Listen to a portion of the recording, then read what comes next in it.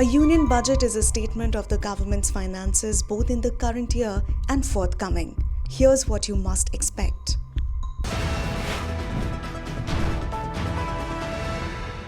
So, like any budget, it tells you two things. A, it tells you how much did the government earn in terms of income, what happened to government income from different sources. The other thing it tells you is where did the government spend and how much did it spend. And any budget typically tells you about these two variables for the current financial year, which is the one that is about to end in March. And then it also projects on the two variables for the next financial year. It also tells you what the government expects to earn in the next financial year and where it and how much it wants to spend in the next financial year. So this budget also will present that kind of a picture. But since this is an interim budget, looking back is more important than looking ahead, which is to say that, you want to look at how much did the government actually say last year that it will earn and how much did it actually earn. So those are called the revised estimates as against the budget estimates. And it will also be interesting to look at where did the government spend and how much did it spend. So that is essentially the two main variables. Those are the two main variables that one needs to look out for. Now, while these are the two main variables, the expenses and the income side, the gap between them is always there. And typically in a developing economy like India, there's always a gap where your expenses are more than your income. And that gap has been filled typically by borrowings. The government borrow money and they spend more. And that borrowing gap is called the fiscal deficit. And this is possibly the most important metric that everybody looks after in any budget. What is the fiscal deficit of the government? And it is expressed as a percentage of India's GDP, the total economic output. And we've seen that India's fiscal deficit actually went up during the COVID period because the government had to spend more and there were fewer sources of revenue because economic activity had contracted.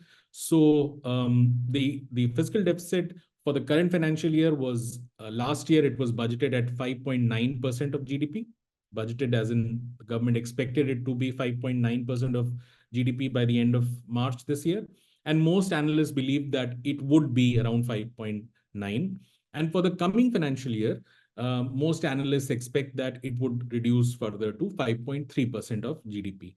It is important to understand here, though, that the prudential norms that India has about fiscal deficit require India's fiscal deficit to be 3% of GDP. So India has been missing its target for a very long time. It's not just a COVID phenomena.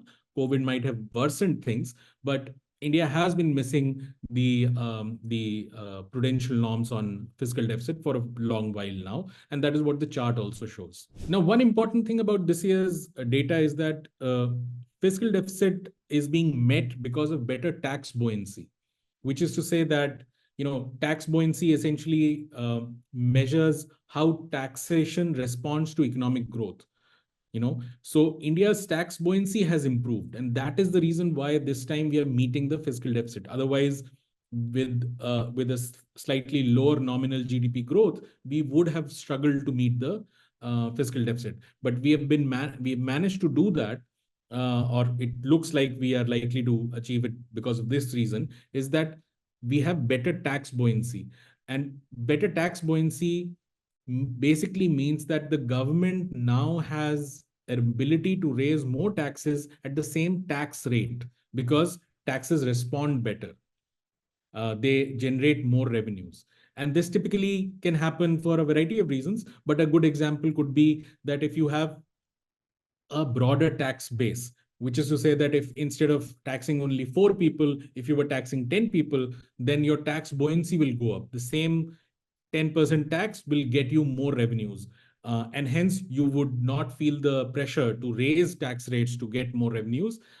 You can just have the tax rate lower and just spread that lower tax rate into a bigger lot of population and get more revenues. So better tax buoyancy is a salutary aspect which we expect in the budget to be highlighted. And that is the reason why we have seen, we expect that fiscal deficit would be met. And in particular, the tax buoyancy or the tax performance is better on direct taxes. GST is the indirect tax, the goods and services tax. But direct taxes are direct income taxes that the government levies, or even the direct corporate tax.